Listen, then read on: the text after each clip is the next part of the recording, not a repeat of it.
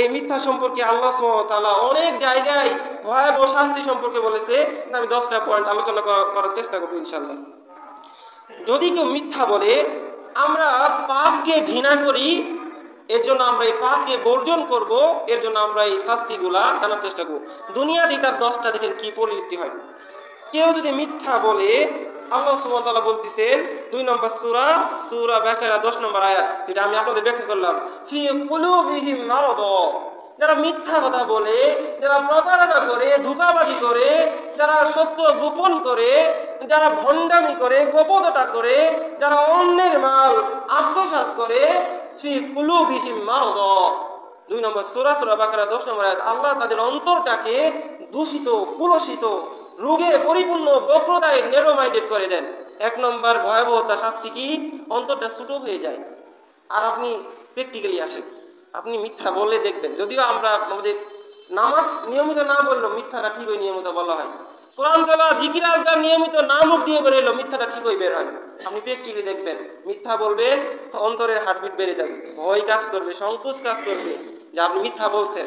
আপনার ফেস এই যে মুখমণ্ডলে ভেসে উঠবে আপনি মিথ্যা বলতেছেন। আল্লাহ বলতেছে মিথ্যা বললে কুলুবিহিম মারাদ, তার অন্তরটাকে পচা দিয়ে মানে কুলসিত করা হয়, রোগে আক্রান্ত করে দেওয়া হয় যারা মিথ্যা কথা বলে। 1 নম্বর আযাব কি? আপনার এই অন্তরটা আছে না, অনেক দামি জিনিস। শুধু খালি হার্টের একটু রোগ হবো, দেখবেন না আপনি স্ট্রোক করে শেষ। এটা অনেক দামি জিনিস, যে কোনো ডাক্তার বানাতে পারবে না। আমেরিকান বড় বড় মেডিকেল সায়েন্সের বিজ্ঞানীরা কৃত্রিমভাবে মেশিন চিপ ডিভাইস দিয়ে বানানোর চেষ্টা করেছিল, লাভ হয় না। আল্লাহর দেওয়া মেশিনের কাছে কোনো মেশিনের খাওয়াই নাই। এত দামি মেশিন আপনি নষ্ট করে ফেলতেছেন মিথ্যা বলার মাধ্যমে। এটা আপনি ছাড়বেন না ধরবেন, এটা আপনার বিবেকের কাছে প্রশ্ন। এরপর 2 নম্বর যে শাস্তি ভয়াবহতা, সেটা হলো মানসিক ও আত্মার রোগ সৃষ্টি করে এই মিথ্যা, প্রতারণা, ধোঁকাবাজি, বাটপারি, মিথ্যা জিনিসটা মানসিক রোগ। আপনি মিথ্যা বলবেন, আপনার মুখে আবুল তাবুল আসবে। দুনিয়াতে মৃত্যুর আগ পর্যন্ত হলে আপনি পাগল হবেনই যদি আপনি মানুষের জিনিস মেরে খান, যদি আপনি কি করেন, মিথ্যার আশ্রয় প্রশ্রয় নিয়ে তার হক নষ্ট করে থাকেন। প্র্যাকটিক্যালি দেখে নিবেন, যারা মৃত্যুর আগে তাদের অবস্থা পাগল টাইপ হয়, মানে এমনি বৃদ্ধ বয়সের ভারে হয়ে থাকে, কিন্তু বেশি দেখবেন যে নাস্তিকতা শুরু দেয়, আল্লাহর বিরুদ্ধে আচরণ করা শুরু দেয়। নামাজ কালাম জিকির আজকার যার মুখে আসে না, দেখবেন যে এই মানুষটার যৌবনকাল কি অবস্থা গেছে। খোঁজ নিবেন এই মানুষটার জীবনে কিরকম সত্যবাদী ছিলেন। দুনিয়ার আদবের কথা বলতেছে, আমি আপনি বৃদ্ধ হব না?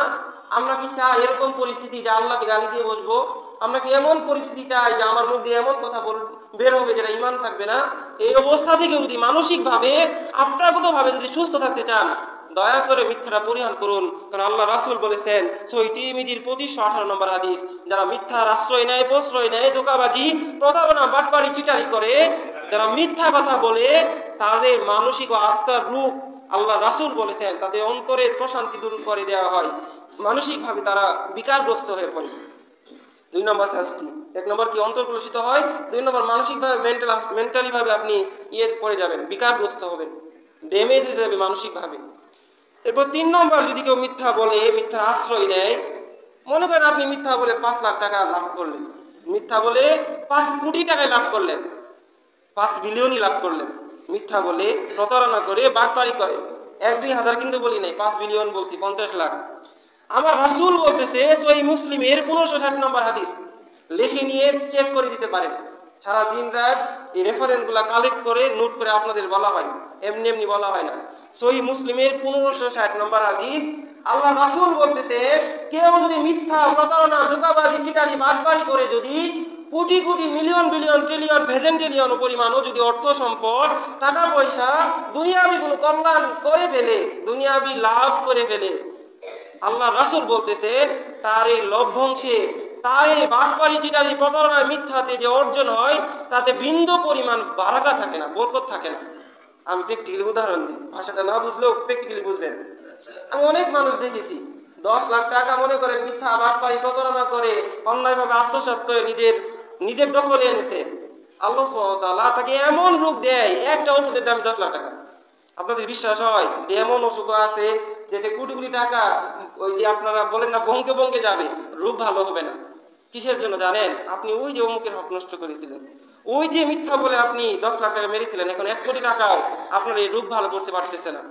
আল্লাহ রাসূল বলেছে বারাকা থাকবে না, আপনার সন্তান আপনার কথা শুনবে না, আপনার হৃদয়ে ঘুম আসবে না, আপনাকে ঘুমের ট্যাবলেট খেতে হবে, মানসিক ভাবে ভয় কাজ করবে, তারপরে সামাজিক ভাবে আপনি লাঞ্ছিত অপমানিত হবেন, আপনার দুনিয়া আখিরাত সংকুচিত হয়ে আসবে, বারাকা কমে যাবে, বরকত আয় রুজি রিজিকের ইমানে আমলে ইজ্জতে বৃদ্ধি কমে যাবে যদি আপনি মিথ্যার আশ্রয় নেন। এটা গেল কি 3 নম্বর, বারাকা কমে যাবে। এরপর 4 নম্বর, যদি কেউ মিথ্যার আশ্রয় প্রশ্রয় নেয়, মিথ্যা বলে, মিথ্যা প্র্যাকটিস করে, মিথ্যা কথা বলে, মিথ্যা কাজকর্ম করে, আল্লাহ সুবহানাহু ওয়া তাআলা বলতেছেন তাদের জন্য ধ্বংস অনিবার্য। 51 নম্বর সূরা জারিয়াতের 10 নম্বর আয়াত। আমি বলি নাই, দুনিয়ার কোন এমপি মন্ত্রী রাষ্ট্রপতি বলে নাই, আল্লাহ বলতেছেন প্রিয়রা তারা ধ্বংস হবে অনিবার্য।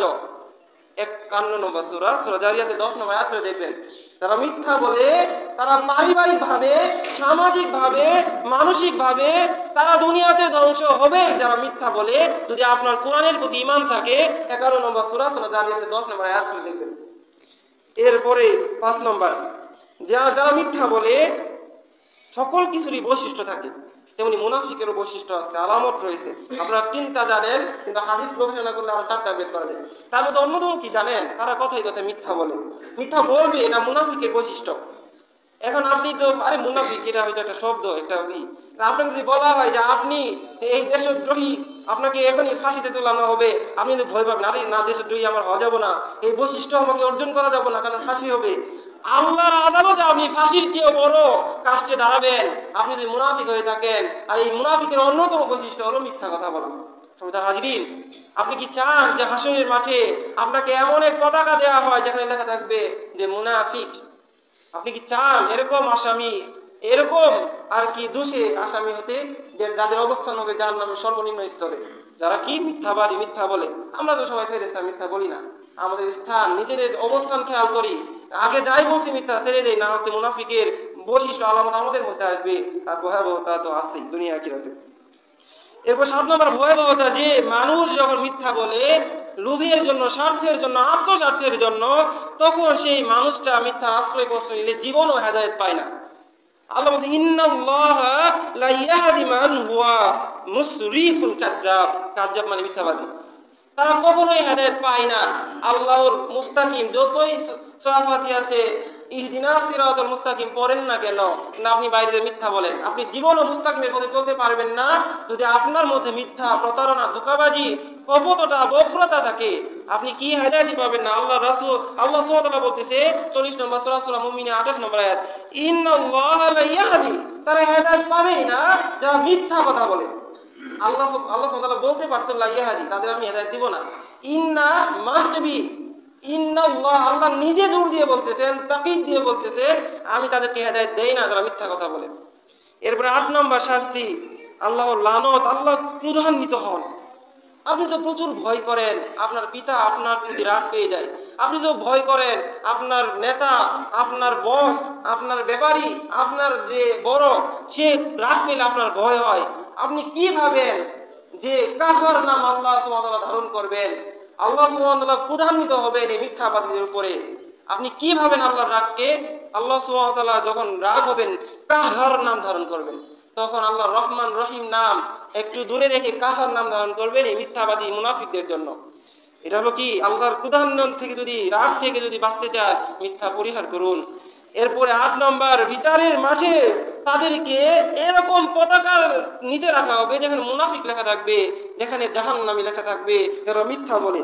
রেফারেন্স এটা সহিহ বুখারীর 6178 নম্বর হাদিস। তাদের জন্য আলাদা পতাকা করা হবে।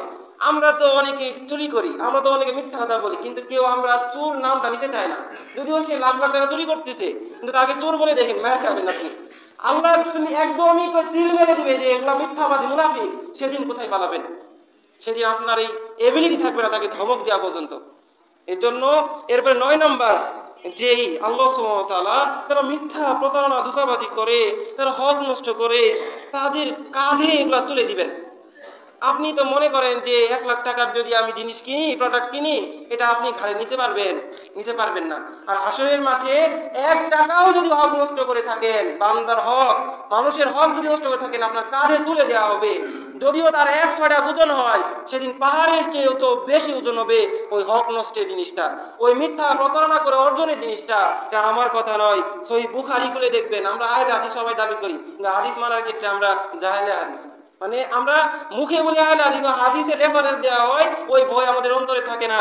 সহিহ বুখারীর 2597 নম্বর হাদিস করে দেখবেন, আপনি যদি কারো বিন্দু পরিমাণ হক নষ্ট করে থাকেন, হাসরের মাঠে আপনি এটা না দেওয়া পর্যন্ত পারি পাবেন না, যদি আপনি অনেক নামাজি, যদি আপনি তাহাজ্জুদ গুজারি, যদি আপনি হজ করে ফেলছেন, কিন্তু কি ওই বান্দার হক দিয়ে পরে আপনাকে সুযোগ দেওয়া হবে, আর না হলে কাঁধে চাপিয়ে দেওয়া হবে, আপনি পিষ্ট হয়ে যাবেন। এরপর 10 নম্বর, যারা মিথ্যা প্রতারণা ধোঁকাবাজি বাটপারি চিটারি করে, তারা জাহান্নামের অনেক অনেক কিলোমিটার দূর থেকে তারা এইভাবে বলবে। 6 নম্বর সূরা আনামের 26 নম্বর আয়াতে, ইয়া লাইতানি, হায় কি দুর্ভাগ্য। আপনারা বিপদে পড়লে, কিছু হারিয়ে গেলে, মনে করেন অনেক জমি আপনার নদীতে গেছে, আপনি কষ্ট ফিল করেন না, ইস রে আমার এই তুলা দামি জমি। সেদিন মানুষ এইভাবে বলবে, আল্লাহ ইয়া লাইতানি, তারা হায় আফসোস করে বলবে, ইস আমি যদি মিথ্যা না বলতাম, হে আল্লাহ আমাকে আরেকবার একটু সুযোগ দেন, আমি মিথ্যা বলবো না, প্রতারণা করবো না, ধোঁকাবাজি করবো না, জাহান্নামে যাই নাই।